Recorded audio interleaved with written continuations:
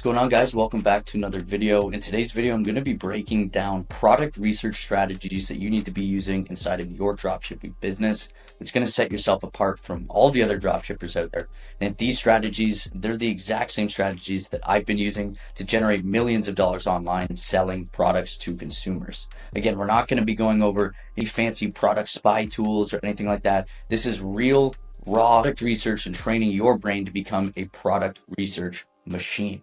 So without any further ado, let's get into the actual topic. All right, guys, so first and most importantly, we need to go over product research criteria. This gives us an idea of what we're even looking for before we dive into doing our product research and training our mind to become product research machines. So here's some of the base criteria that I use when doing any product research myself. So the first thing is that we need to look for products that are eye-catching, right? Products that have creatives that are appealing to the customer, that we can use for advertisements, and that will really take a product, make it look incredibly amazing, enough for somebody to want to buy impulsively from you through your store. So that's really important. The next thing is that you want to look for products that have a high perceived value. All right, guys, and real quick before we get into the rest of the video, if you're somebody who wants to take that business to the next level and work with a team of people who are behind you every step of the way, I just want to let you know that the link in the description down below is going to give you access to working directly with me, my business partner, and all of the members inside of our community to help you radically grow your business from where you're at right now to where you're trying to go based on real live experience, right? Everything that we do is based on what's currently working, what's working for us, what's working for everybody inside the community, and is exactly what you can use to implement into your business. And all of that's going to be down again in the link down in the description. So without any further ado, go check that out and we'll see you in the rest of the video, right? So not cheap gimmicky products that you can buy at gas stations or knick-knack shops. We're looking for products that have a high perceived value that we can sell for a good amount of money and make a good margin on when running ads and making profit at the end of the day. This one's really important. This is mass appeal. We want to look for products that have a mass appeal, that aren't so specific to a specific person that it's going to be very hard when running advertisements to find consistent buyers each and every day at a broad scale, right? We're trying to find products that are scalable, things that we can then scale up ad spend and still get a good, healthy profit at the end of each and every day. We want to look for products that have either a wow factor or solve a problem or both, right? So the most important one is that we want to find products that have wow factor, right? So wow factor means something that people don't normally see in their day-to-day, going out to big box stores. We want to look for things that catch attention, that make somebody go, oh, wow, I need this, or wow, that looks great. So wow factor is a really important one. Don't overthink it. Just look for things that, again, subconsciously make you think, wow, that looks awesome. Problem solving. This isn't 100% needed, but it is something that can help sell to cold traffic. If you find a product that can solve a problem for somebody, whether that be as simple as something in their day-to-day life that they might not know that they have a problem with, that you are presenting them the solution. Having products that solve that problem can be very beneficial when running to cold traffic audiences through Facebook ads, TikTok ads, wherever it is. Profitable margins, this is, if not the most important one. We want to be looking for products that have a bare minimum of a 2.5x markup. Bare minimum. I don't want to sell anything that has less than a 2.5x markup. So say, for example, you're buying something for $10. This would mean selling it for $25, right? So we want to look for something that we can bare minimum have a 2.5x margin and at least have a 30% profit margin. So this technically wouldn't fit our criteria. We want to be looking for something that if you're buying for 10, selling it for minimum of 40, so you can get that $30 markup. And the reason why we're looking to have a bare minimum of a $30 markup per unit sold is because we have to understand that we're going to be spending money on advertisements to bring traffic to our website and convert. And typically, you're going to be getting somewhere, depending on obviously the product strength, average order value of the product, and how you're running your ads, but typically around a $20 cost per acquisition or more, right? It's really, really difficult to get anywhere between like $5 to $10 cost per acquisition at scale unless you have a crazy strong product and have something that's working very, very well. And this is why I want to give you a $30 bare minimum to give you guys enough playing room to be able to spend money on ads, to be able to test things, figure out what works, and then scale more and do more of what's working or a single unit sold. Which then brings me to the last scalable product research criteria that we're looking for is the bundleability factor. So we talked about this, $30 bare minimum markup on a single unit sold. But if you can find products that have bundleability, meaning are people wanting to buy more of them at the same time? Do they need more of that specific variant, or does it make sense for them to buy more at the exact same time? Then it's going to be something that it gives you a bonus to that product, because this will help you increase your average order value. It'll help you be able to spend more on ads and make more profit when people are buying more from you. And it might be something that you structure in your offers, which we'll get into in other videos. But we also want to be looking at key seasonality factors, right? So as we're moving into November, at the time of this video, it is October 21st, 2024. We're moving into November, Black Friday, holiday periods, which obviously we're going to be looking for completely different types of products than we would say June, even. So some of the things that we're considering is that products, we got for products that are in high demand right now. So what would people be buying in November? What would people be looking for in their day-to-day, things that we can then offer them a really great offer and get them to impulsively buy from us. The next thing is that we're obviously moving into winter. So maybe people spending more time indoors with their friends, family, entertainment, whatever it is during our colder months of the year, depending on, which you're going to. But this is just to kind of give you an idea and thought process on seasonality factors that we want to be looking for. Then obviously it's moving into gift giving season. This is the time of year where people are spending money on gifts the most out of any other time of the year. So it's something to consider. And then people are going to be looking for deals, right? They're looking for those Black Friday deals, Christmas deals, and looking for things they can buy, at a discount deal, which we might be looking into putting into some sort of offer and structuring them. But these are just some things that you want to be thinking about. Okay, what time of year right now, and what sorts of things can I see, or can the market be looking to be buying right now? So we'll get into that. All right, guys, so one thing that we can do is actually pop into Google Trends. Now, Google Trends is going to give us just a broad idea of the types of categories that we might want to be looking into when we dive into the actual product research. So hang tight for the rest of this video, as I'm going to be going over that live with you guys when we get in. But I want to show you, at first, how we're thinking about what niches is selling, the categories, the topics that people are searching for, that we might want to try and find products in that we can then test in our own ad accounts and potentially scale to the masses. First thing is I popped into Google Trends, and we want to just use broad search terms of people that are looking for buying things, right? So if we think of if anybody's searching for something to buy, they might use something along the lines of for sale, right? So if they're trying to buy a mouse, right, they might look for computer mouse for sale or on sale, or whatever, just broad search terms for people that might be looking into buying something, right? So next, I just filtered it to the United States in the past 12 months. This is just going to give us an idea of in a mass, even if we're selling to other parts of the world, in a mass country, the top country in the world for e-commerce sales, we want to be looking at types of things people are searching for, and then we can then test those in other countries and scale to other markets if we filtered it just to the past 12 months. And again, this is just to give us some ideas, right? So the thing that I want to look at are the related queries as well as related topics, mainly related queries, because we want to see what's at a breakout of this year specifically, and then we can go into actually taking a look at these and seeing if they're on an uptrend, if we see the volume, and then we can dive into finding specific product variants of these that fit our criteria. So the first thing that I'm looking at here is, we might have some lipstick, we got TVs, we got jeans, we got more jeans, wireless headphones, that could be a good one. Shop mini fridge, that might be too big to drop ship. Coffee tables, the same. Lunch boxes, slippers might be a good one for this time of year. Backpacks. So again, we can see patio sets. That might be at a different time of the year. One thing that we could do is just filter to, let's even look in the past 30 days. If we want to see what's currently being searched for right now. This isn't looking like it. Generators, Halloween candy, Black Friday, jackets. So you guys can see that I'm just going through and looking at different things that are coming up. And then you can go in and let's check out free shipping.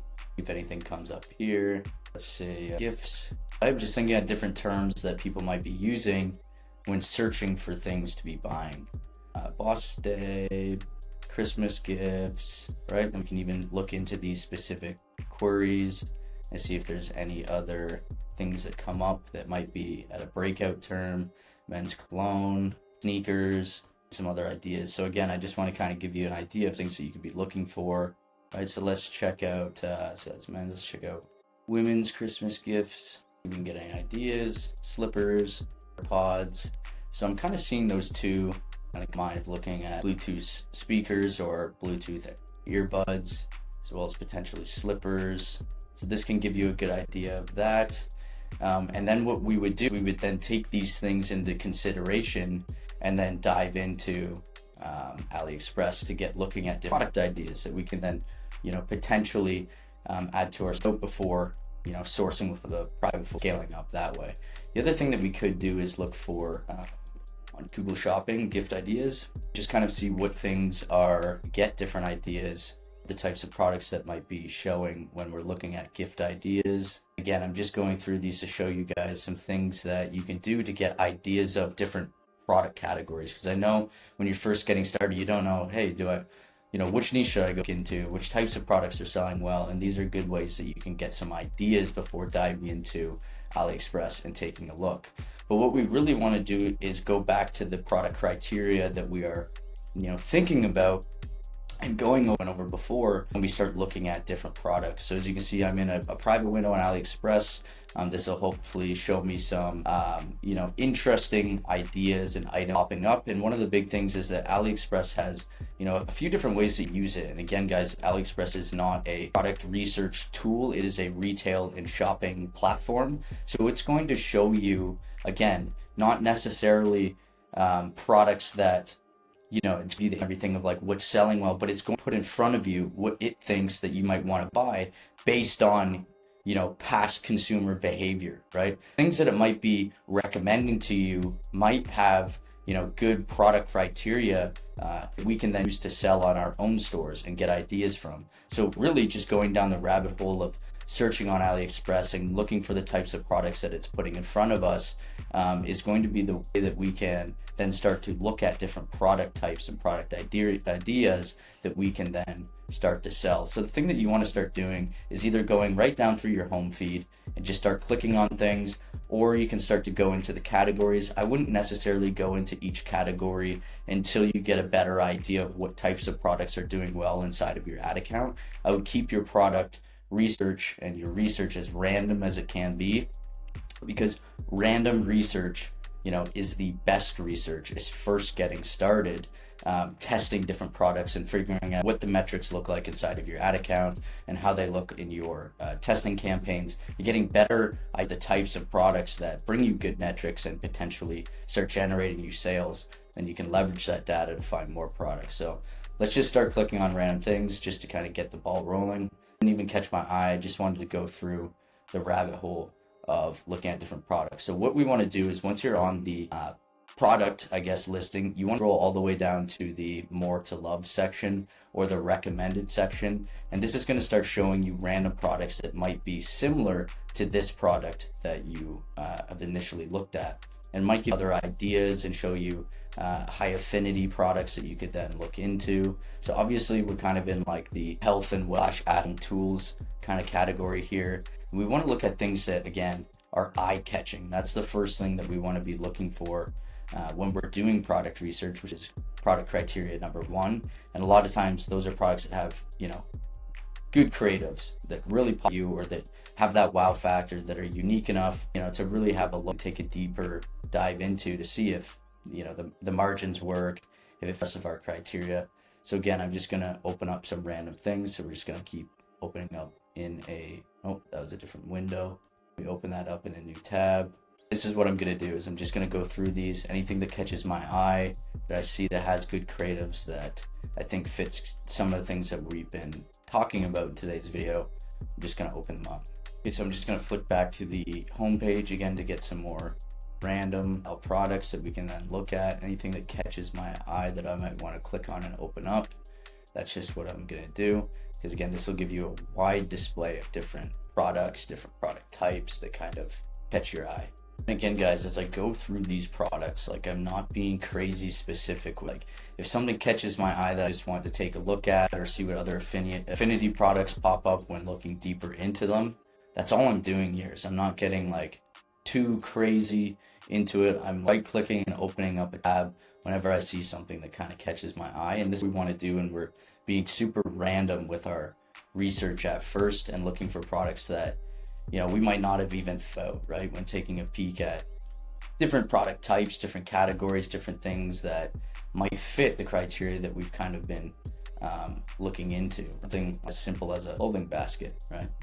All right, guys, so I've narrowed it down to a few products I just want to go over with you. And now we can break down, you know, are these products going to be even testing? And we want to go over again that product research criteria. So I'm just going to go over it here. So one, with this product, obviously it's a pretty simple product. Does it have a wow factor? Does it solve a problem? I'm not sure if it really solves a problem, but potentially has enough creative, popness or some sort of wow factor. It's obviously nice leather. The way that it's displayed really pops on this creative, and is something that you could potentially even test out with image ads. It might not even need some sort of video creatives. I would say it definitely is eye-catching. Now, I don't know if it quite has wow factor.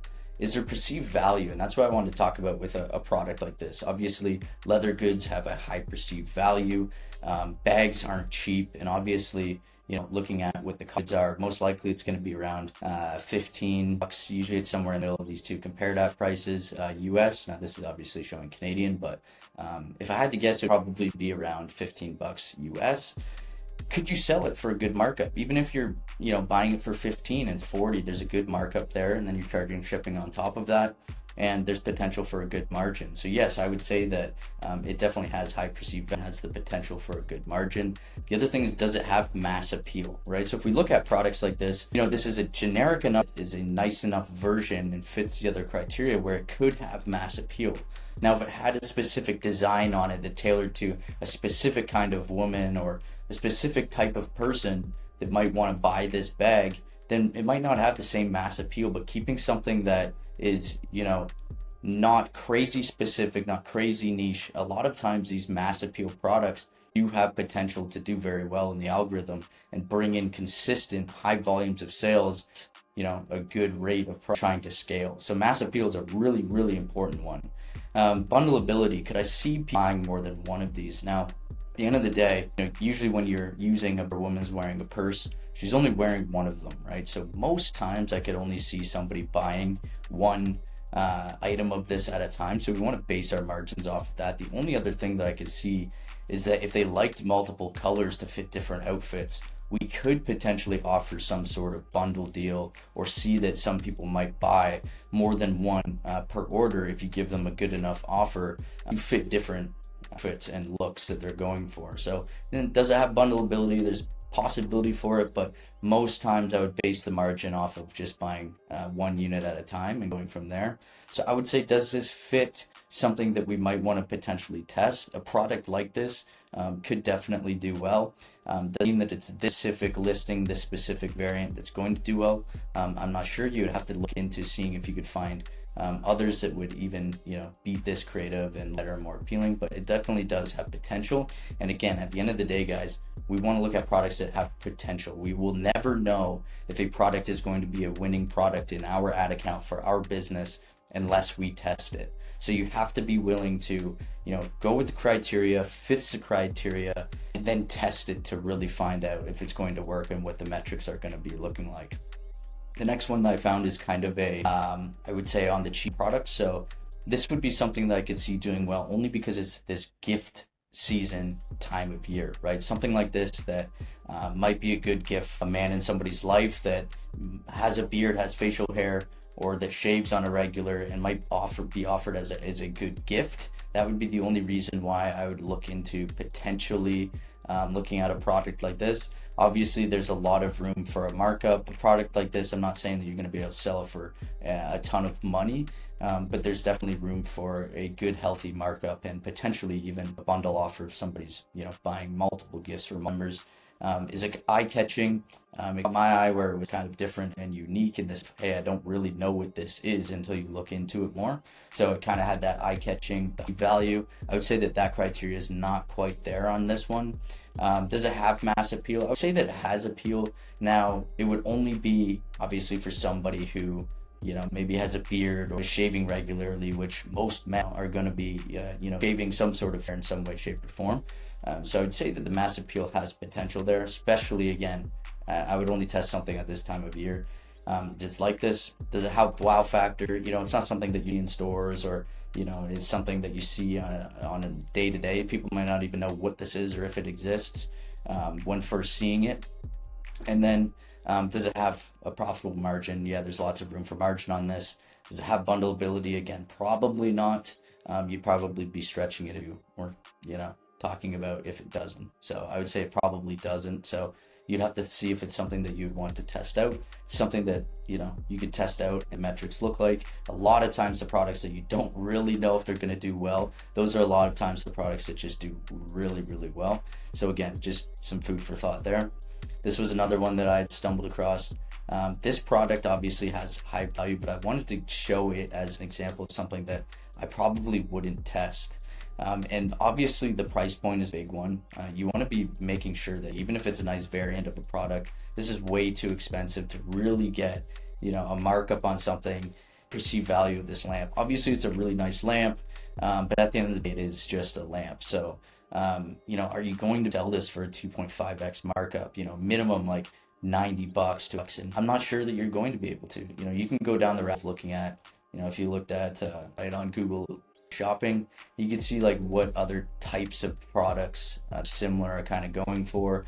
This one for $90, this crazy one that's going for like 300. So maybe you would, but it's the the standard is in at 50 to 60, 40. I don't know, maybe you could. I'm not a lamp expert, so that's why at the end of the day you want to do your research, right? Because at first I was thinking, hey, I probably wouldn't be able to sell something like this because I would have to sell it for at least $100 for it to even make sense to try and test it. I don't know if it's gonna have that, but then after doing some research, obviously people are looking for a decent price point. And it might even be worth that kind of crazy wild test to see, hey, maybe it's going to be a winner for you. But let's kind of go through the rest. So obviously the creatives are really, really nice. There's multiple variants. I could see having bundleability, people buying multiple lamps for, multiple different tables or different home, especially if they're, a matching set, which could be something cool that you offer. But again, the big one for me was, hey, did this markup really fit that perceived value? And hey, maybe wrong there. So you could take a look at these things, and again, just going through raw, live, uncut breakdown of the types of things that I'm looking for in products, and finding products that are kind of untapped or without using tools and selling the same crap that everybody else is. You're looking for, good quality, high perceived product to sell for a long period of time and build a brand around. The next one here to keep it short was literally just this simple laundry basket. One, because I could be getting a markup on this. Two, I could see it being sold in a bundle. And three, it's not that typical probably other dropshipper goes out and looks for. A lot of people are, looking for these trendy little gadgets and gizmos. But a lot of times, every household needs laundry baskets. Every, laundry basket has a lifetime before, the handles go on it, before it gets dirty or whatever it may be. And there's a lot of like simplified products like this to do well, especially to the demographic that we're selling on with Meta, Facebook, and Instagram. So again, this is a product that might have potential. You want to look into how you can structure an irresistible offer. The creatives are great. The markup fits the value potentially. And a product like this, it has to be this exact product, but obviously there's tons of other variants that you might want to dive into and take a look at. You might be able to find one even better. But again, just off the rip, this is something that came up. Going back to what we found on Google Trends, Bluetooth earbuds, or the thing that you have to be careful with in these types of products is that you're not, infringing on any trademark or copyright, selling products that are knockoff Apple. Like, you don't want to be doing any of that. You want to be selling, obviously, products that aren't going to be infringing on something like that. But even a, simple pair of AirPods or earphones, I don't want to say AirPods, but earphones like this, come in a couple different colors that definitely have potential for marketability. Just doing your due diligence and making sure that the quality is there, and that the products are in good shape. And the things that you can do, you can either order in a sample, talk with this listing. When you start testing the product, then inevitably when you move over to working with a private fulfillment team, getting all of that quality check in place so that when you do scale, you scale smoothly and you do a good job. But this was just kind of going back to what we talked about with Google Trends and a product that might fit that. And kind of on that topic, this also fit what we had found Google Trends. Slippers, obviously, pair of women's slippers here. I have amazing creatives that just look super soft, super comfortable, and super warm. That is kind of what people want with, especially in the winter. The other thing that we want to look for is, does this have a full size run? Going up to a 40, I'd have to check to see if, that's what a standard women's footwear, I guess, size chart goes up to. You want to make sure that you have a full size run, because you don't want to be selling just kind of like random sizes that full size run. You might be missing out on customers that way. But again, this is something that I would consider looking into, or at least finding other variants based on what we found. Right, we found that women's slippers were in a bridge term on Google. They were trending. They're actively being searched for the year. Fits all the seasonality. It fits a lot of the criteria that we're looking for. Sorry. And would be something they look into testing. And this is, again, guys, how you start to train your mind to become research machines, testing these products, seeing what works in your ad account, what brings in good data, and then doubling down and tripling down as you build your brand specifically and scale into the future. All right, so there you have it, guys. This is a breakdown of the things that you need to be looking for to find high potential winning products that you can then scale on your dropshipping businesses through your Shopify brands and grow that brand that you've always wanted to build, and that has exitability, which is the most important thing when we're building long-term businesses. So again, guys, if you have any questions, just check out the link down in the description to see more info based on our ecom accelerator. If you want help, if you want to work directly with me, my business partner, and all the people inside of our community, this is literally the best community that you could join, as we are actively doing the business that we are, helping all of our, showing you live day-to-day examples of what to be doing inside your business. So without any further ado, I'll see you guys in the next video, and hopefully I'll see you guys inside that group.